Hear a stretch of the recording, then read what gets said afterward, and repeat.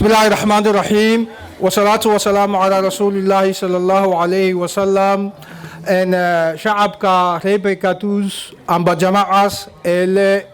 abayaasha hooyooyinka iyo dhalinyarta wiil iyo gabdhaba ahaadaane marka hore assalaamu calaykum waraxmatullaahi wabarakaatu. marka labaad runtii aad baad u mahadsantihiin soo dhoweynta quruxda leh iyo maamuuska leh. haddaanu nahay madaxdii BSN runtii waanu ku faraxsannahay. haddaanu nahay hogaamiyayaashii isbedel doonkana waxaan inaga leenahay waa mahadsantihiin. walaalayaal waxaad og tihiin oo la isku raacsan yahay dalku inuu ku jiro jahwareer siyaasadeed. laba su'aaloodna inaan isweydiinno waa muhiim. kow su'aasha ugu horeysaa waxay tahay jahwareerka siyaasadeed maxaa keenay? laba maxaynu kaga baxaynaa jahwareerka siyaasadeed? jahwareerka siyaasadeed maxaa keenay? haddii aynu ka jawaabno dee waqtigu inooma saamaxaye si degdeg ah aynu uga jawaabno. marka hore xogta laga hayo ee laga soo dheehan karo tilekoobiyaasha caalamigii waxay inoo sheegayaan ay xaqiijinayaan in boqolkiiba ay 70 yihiin dadka reer Djibouti ee da'yarta la sheego. da'yar marka la sheegayana waa dadka da'doodu 30 jir amba 30 jir ay ka hooseyso.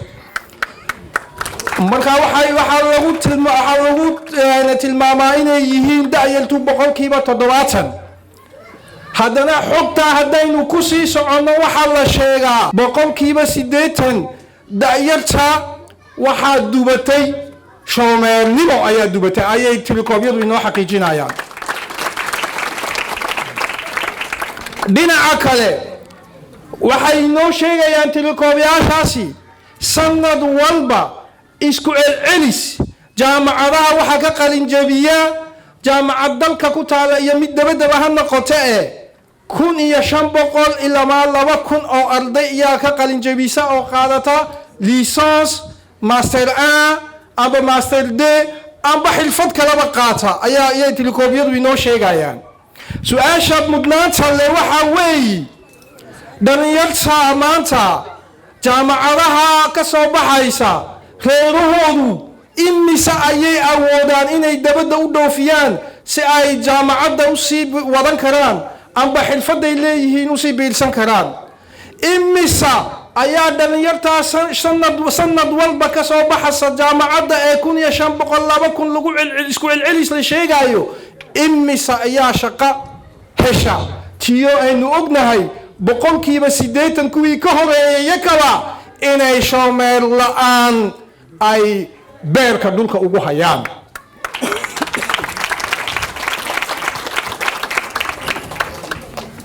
waxaynu ognahay 5 sano ka hor nidaamku inuu ku baqbaqleynayay uu lahaa waxaan u abuurayaa dhalinyarta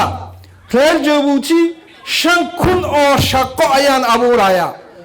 su-aasha kale inay mudan tahay in la isweydiiyo waxa weeye maxaa laga xaqiijiyey maxaana laga taaban karayaa? runtii 3 toddobaad ka hor hadalkii u dambeeyay ee nidaamka ka soo baxay wuxuu ahaa biiro kaste uu wasiir uu fadhiyo waa inuu biirooga albaabkiisu u furnaado wiil iyo gabadh kaste oo diplom haysata. runtii dhalinyarta diblomeega ah iyagoo halqabsi ka dhiganaya hadalka waxay is urursadeen waxayna tegeen siiteen ministeriyalka si ayna u soo tijaabiyaan hadalka maxaa ka hora maxaana ka beena.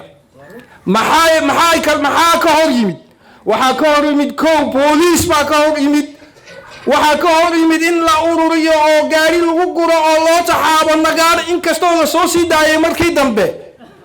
maxaa ka hor yimid? waxaa ka hor yimid in laga yidhaahdo kadib keena diblomadiina waxaan u geynaynaa hebel iyo heblaaye. taana iyaku maxay u arkeen? waxay u arkeen hanku meelmeerine nala mayrayso mustaqbal dhalinyarna runtii meelmeelis ma geli karto ayaanu leenahay. jahwareerkaa siyaasadeed runtii waxaa ka aabba'a been si ula kaca loo isticmaalayo uu nidaamkani uu ka dhigtay caado uu ummadda uu ku hogaaminayo runtii beentu manhajka nolosha islaamka meelna kagama jirto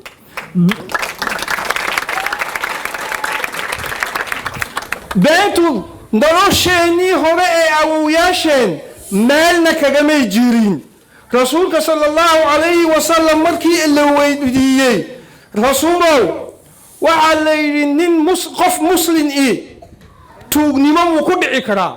wuxuu yidhi haa wuu ku dhici karaa buu yidhi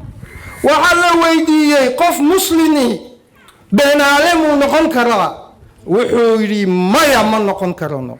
maya ma noqon karo wuxuu yidhi wuxuuna u noqon karayn wax ku kalifaya ma jirto ayuu yidhi rasuulku sallallahu alayhi wasallam wuxuu yidhi 6 ficil ii ballan qaada haddaa si joogto ah aad u fulinaysaan waxaan inii ballan qaadi buu yidhi jannada 6daa ficil wada sheegi maynay labada ugu horaysa ayna qusayso oo kala ah kow run sheeg markaad hadashaa la yidhi nidaamkan run maad ku ogtiin ilaahay baa inagu dhaarshe maya talabaad waxaa weey oofi ballan kaste oo aad gashid ballanno ay qaadqaadeen oo soo noqnoqday wax may ka oofiyeen sawmaya ma aha dee walaalahay bal eega ilaahay baa inagu dhaarshe been inaad dhalinyar lagu meermeeriyo waa mucjiso waxaad eegtiin oo tijaabisiin caruurtiina bal tijaabiya wiil amba gabadh aad dhasheen tijaabiya oo ku dhaha aabbo amba hooyo maanta waxaasaan kuu qaban ha u qaban berritooda haddana ku celi ha u qaban ku celceli ilmahaasi berritooda muxuu kaa odhanayaa aabbo been buu ii sheegayaa amba hooyo been bay ii sheegaysaa buu odhanayaa soo maaha dee nidaamkan waxaanu ka leendahay nidaamow beentaadii hore aragnay beenta haddaad la soo dhumuqdhumuqlaynaysid waanu ognahay beenta bari aad soo wadidna waan suuraysan karnaaye beentaada nala dhaaf inaad laga idhaahdo wey war sidee ay ku garteen inay been ku marin habaabiyaan dhalinyaro tacliin leh tacab u soo gashay si ay ugu guulaystaan tacliintooda han leh talo leh tusaale leh waar siday been ugu mara habaabin karaan waar dhalinyartaasi sidaad kuwiina 9 bilood ugu dhasheen baa 9 bilood lagu dhalay haddii aad kuwiina u sadbawriseen oo xoolo u boobteen oo shaqadii aad u furdaamiseen yaku runtii waxay rabaan inay muruqooga iyo dhididkooga si xalaala ay u maalaan bay rabaan walaalahay dhalinyaradu waa xoog aan xuduud lahayn oo looga faa'iideyn karo dalka ee laguma hogaamin karo been laguma hogaamin karo dhalinyaradu waa muraayadda mustaqbalka qaran uu leeyahay amba uu yeelan karo ee mustaqbalna been laguma dhisi karo markaa beenta nidaamkan waa inaynu iska caabinaa bal eega walaalahay qolofta geedka ka soo dhacdaa dib may ugu noqotaa jiridda geedka dee nin weyn ballan uu galana runtii ballan uu galo nin weynna waa sidaa weeyaan oo dib laguma noqon karto laakiin nin weyn ballan uu galo waa inuu fuliyo walaalahay waxaa la yidhi 3 lalama saaxiibo niman aanan run aqoon lalama saaxiibo niman aan rag aqoon lalama saaxiibo niman aanan rabbi aqoonna lalama saaxiibo markaa nidaamkan waxaynu kala saaxiibnaa haba yaraatee ma jirto oo hadda runtii awoodna male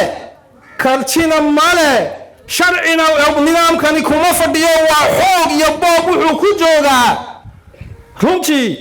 marka waxaan ka leenahay walaalahaygiyo runna ma garanaysiin nidaamoobe ayna dhaafa innaka waxa inoo taala ee xal inoo ah oo jahwareerka siyaasadeed aynu kaga baxana oo kaliya inaynu eriyano nidaamkan wardiyaan ma loo yahay in la eriyado saudiyaan wama waayahay bas walaalahay